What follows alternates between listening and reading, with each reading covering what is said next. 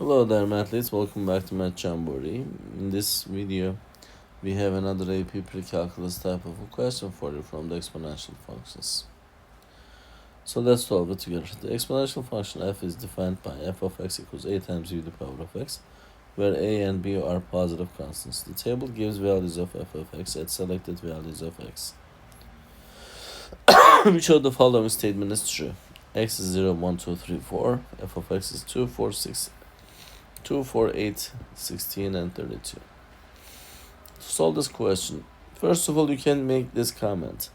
As x values are increasing, the y values are increasing, right? So it's a growth. So the choice A and B cannot be the answer. The answer is either B or C. What is the differences we have in there, B and C?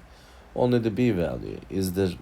It's either gonna be between 0 and 1, or it's going to be the value of b going to be greater than 1. So let's solve this one. F0, first of all, f of x, I'm gonna rewrite the function on top, a times the power of x. When I substitute 0 for x, I should get 2 based on the given value. So b to the power of 0 is 1, a times 1 is 2, so a is 2. We found the value of a, but a doesn't make a huge difference in the choices because they are all saying a is greater than 0. So let's use another value, f1, here. So 2 times b to the power of 1 gives you 4. So technically 2b is 4, then b will be equal to 2.